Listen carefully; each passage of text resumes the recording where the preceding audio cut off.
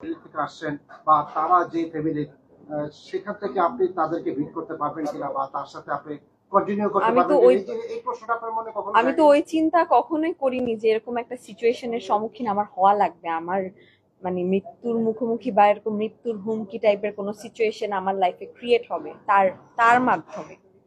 আচ্ছা, একটু জানতে চাই, সেটা হচ্ছে আপনি বললেন যে আপনি শুরুতে একেবারে বুঝতে পারেননি যে তানভীর সাহেবের ফ্যামিলি, তো আপনি কখন গিয়ে বুঝতে পারছেন?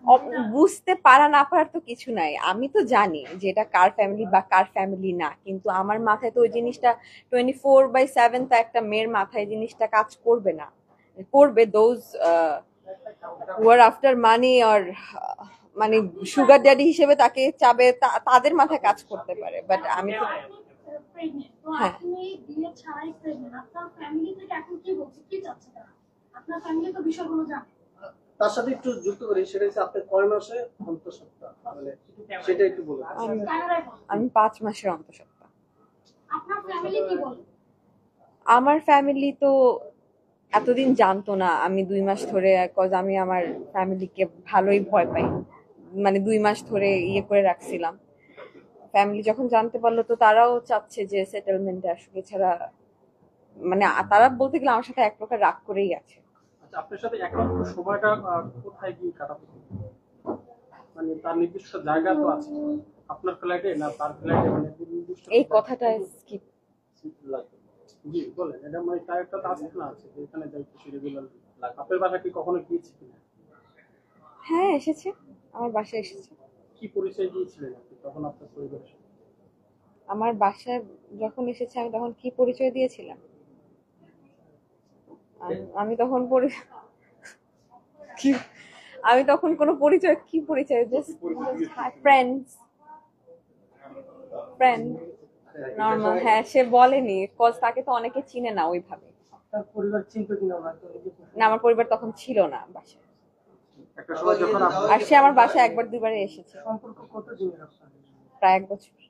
আচ্ছা আপু, সানভীর আপনাকে কোথায় কোথায় তার কোন কোন জায়গায় লোকেশন নিয়ে গিয়েছিল?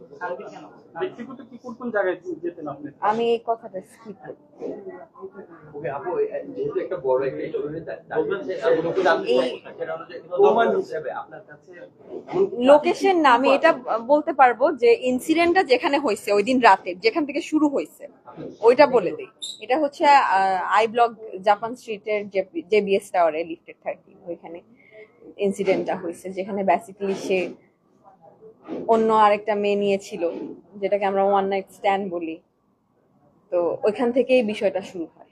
আপনি একজন নারী নারী হিসেবে আপনি তো জানেন যে এই যে একটা 5 মাসের আপনি বললেন যে সময় পার করছেন, তো আপনি একটা নারী হয়ে যে এই যখন পাতে পা দিয়েছেন তখন কি আপনার একটাবারও মনে হয় যে বিয়ে ছাড়া কেন আমি এই পথে না, আমার কাছে তো মাথা ছিলই যে এটা আমি পরে বিয়ে করবই, করছি। এটা তো ইউরোপ কান্ট্রি না, এটা বাংলাদেশ, বাংলাদেশের সমাজ পরিবেশ পরিস্থিতি সবকিছু আমি তো কাউকে জানাইনি ততদিন পর্যন্ত। এরকম ঘটনা অহরহ হলেও তো এরকম ঘটনা হওয়ার, বাচ্চা হওয়ার আগ মুহূর্তে তো বিয়ে করে ফেলে, তো আমি ওইটাই তো মনে করেছি। আচ্ছা আপু, যদি কোনো কিছু গোপন কোনো কিছু থাকে সেটা আমাদের আমাকে তাদের যে একবারই গিয়েছি, উনি তো এখানে থাকেন, উনি তো ওনার নিজের ফ্ল্যাটে থাকেন, ওইখানে একবারই গিয়েছি। ওইটা ওই 2 দিন আগে রাতের যে কাহিনীটা হয়েছে ওইখানে। হ্যাঁ, তার আম্মার সাথে দেখা করে, বিভৎস রাত, এছাড়া কখনো যাওয়া হয়।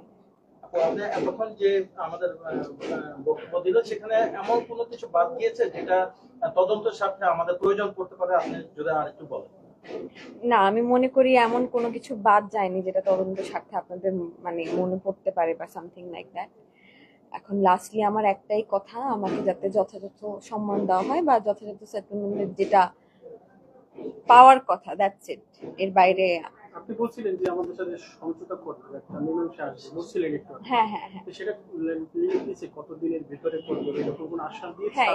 হ্যাঁ, এটা এরকম একটা আশ্বাস দিয়েছে, কয়েকদিন তারা টাইম নিয়েছে। অতিক্রম করার কারণে কি আপনি আজকে সংবাদ সম্মেলন করলেন? না না না, সংবাদ সম্মেলনটা আর 2 দিন আগেই বলা হয়েছিল। তো আমি সাংবাদিক ভাইয়েরা যখন আমাকে শুরুতেই হেল্প করেছে, আমি সংবাদ সম্মেলনের কথা বলে আজকে কাট অফ করে দিব, ওই পাবলিক তো আমি না।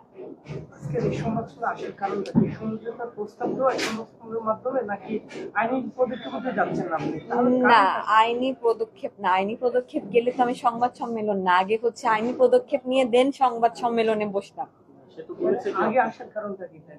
আগে আসার একটাই কারণ, যাতে মানুষ এটা নিয়ে আর কোনো ইয়ে না করে, আর তাদের সমঝোতার যে টাইম লিমিটটা তারা দিছে ওইটার জন্য আমি ওয়েট করতেছি। আফটার দ্যাট আমি সবাইকে জানিয়ে দিই। তার মানে এই সংবাদ সম্মেলনের মাধ্যমে তাদের কাছে সময় বেঁধে দেওয়া বা হ্যাঁ, এক্স্যাক্টলি, সো দ্যাট তারা যতটুকু সময় নিয়েছে ওই সময়ের মধ্যে খুব তাড়াতাড়ির মধ্যে এটার উত্তরটা মানে আমাকে জানায়। চাপে ফেলতেছেন তাদের কি সময়? না, একদমই না। চাপে ফেলার আমার ক্ষমতা নেই কারো চাপে ফেলার। আপনার কাছে এমন মনে হয় না যে এত বড় গ্রুপের মালিক যারা প্রধানমন্ত্রীর সাথে আপনি তাদের সাথে টেক্কা দিচ্ছেন এবং তাদের নরেন্দ্র মোদীও তো চাওয়ালা থেকে প্রধানমন্ত্রী হয়েছে। আমি কার সাথে টেক্কা দিব না দিব এটা আমার কনফিডেন্স, আমার নিজস্ব সত্তার উপর ডিপেন্ড করে। আমি এটা এত কিছু দেখতে বুঝতে যাই না। আমাদের একজন সহকর্মীর একটা প্রশ্ন জি। এরকম যে যদিও আপনার জন্য ভিডিওটা বিব্রতকর, মানে আমরা আসলে করতে চাই না, কিন্তু যেহেতু ক্যামেরার পেছনে কাজ করতে হয় টাকার জন্য জানতে চাওয়া, জি যেহেতু সার্ভিসে বিবাহিত, জি তার যে স্ত্রী আছে, হুম। যেহেতু আপনাকে যদি তার গ্রহণ করতে হয় প্রথম স্ত্রীর অনুমতি লাগবে, সেক্ষেত্রে প্রথম স্ত্রীর মোটিভ কি আপনি জানেন? মানে যারা আমি একদমই জানি না। আমি তার প্রথম স্ত্রীর কোনো ছবি দেখিনি। কমিটমেন্ট ছিল যে আপনাকে বিয়ে করার সময় প্রথম স্ত্রী থাকবে কি থাকবে না না, এই টাইপের আপনি তার স্ত্রী নিয়েই কোনোদিন কোনো কথা বলিনি। আর আমার জানা মতে তার ওয়াইফ এখানে সবশেষ থাকে। তার সঙ্গে কথা হয়েছে? সবশেষ কবে কথা হয়েছে ভদ্রলোকের সাথে? সবশেষ আমার তার সাথে কাল কথা হয়েছে। সে নর্মালি কথা বলেছে। সে বলেছে যে সে আমাকে বলছে যে জানাবে, জানাচ্ছে, সব মিলিয়ে যাচ্ছে।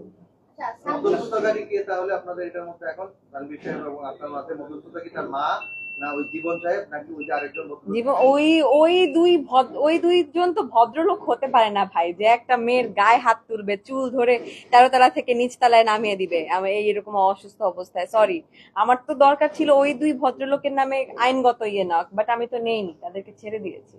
মধ্যস্থতা এখন কে করছে আসলে তাহলে? আমার তার সাথেই কথা হচ্ছে, তো ওইভাবেই সে ফ্যামিলির সাথে।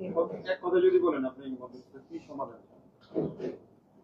কি আশ্বাস দিয়েছে ভাই, বলছেন কি আশ্বাস দিয়েছে তারপরে? কে কি আশ্বাস দিয়েছে না দিয়েছে ওইটা আমি কিছুই বলতে চাই না।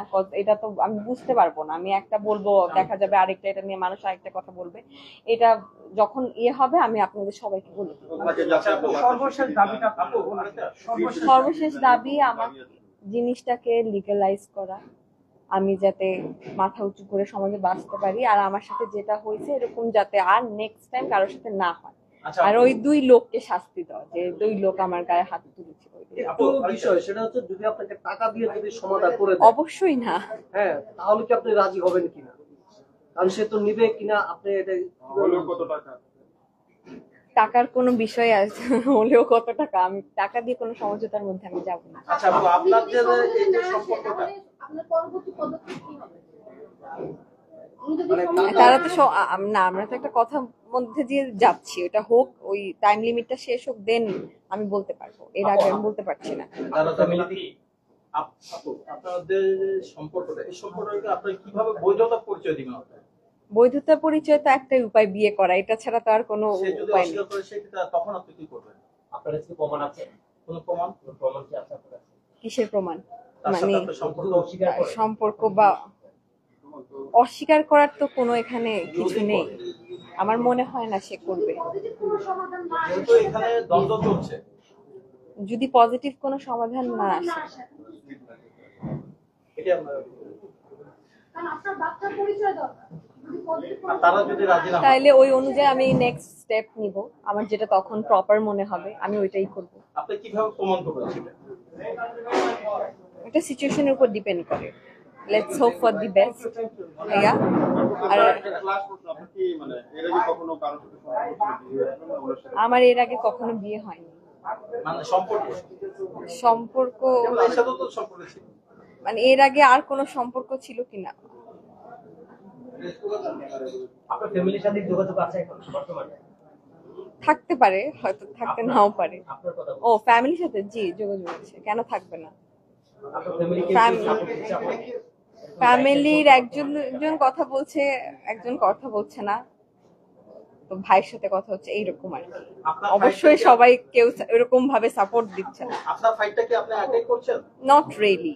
আমার ফ্রেন্ড সার্কেল, আমার কাছের মানুষজন, আপনারা, আপনার ফ্যামিলি হ্যাঁ করতেছে। এতদিনের সম্পর্কে কি কি পেয়েছেন? বিকজ আমি চাইনি আমার ফ্যামিলির সামনে আসুক। আপনার বিরুদ্ধে সোশ্যাল মিডিয়ায় একটা প্রশ্ন উঠেছে, যেটা অনেকে অভিযোগ করতেছে আপনি এর আগে একবার প্রেগনেন্ট হয়েছেন, এর আগে আপনি অভিযোগ করেছেন টাকা নিয়ে লুকায়িত হয়ে গেছে। এটা যদি কেউ প্রমাণ করতে পারে আমি বাংলাদেশ ছেড়ে চলে যাব, এরপর আর আমার কোনো কথা নেই। লাস্ট একটা প্রশ্ন আমি করি, যদি থাকে করে, শুরু থেকে এই পর্যন্ত তার কাছ থেকে কি গিফট পেয়েছেন? কোনো গিফট পাইনি, কোনো গিফট নেইনি তার কাছ থেকে, কোনো গিফটের আশাও করতেছি না। আপনাকে অফার টফার করে না যে কি নেওয়ার জন্য? গাড়ি বাড়ি বা দেশের বাইরে একটা প্রশ্ন ছিল আপু, না, আমাকে অফার করেনি। এদিকে তাক। আপনার একটা প্রশ্ন ছিল যে এই যে আপনি যার নামে কমপ্লেনটা করলেন যে তার সাথে সম্পর্ক ছিল, সোশ্যাল মিডিয়াতে দিয়েছেন বা মিডিয়াতে দিয়েছেন, আপনি ছিল না, কিভাবে এখনো প্রমাণ আছে। করবেন যে তার সাথে সত্যি আপনার সম্পর্ক ছিল, সেটা একটু বলেন। এটা বলছে। আচ্ছা আপু শেষ করেন Mumbai. Thank you, thank you.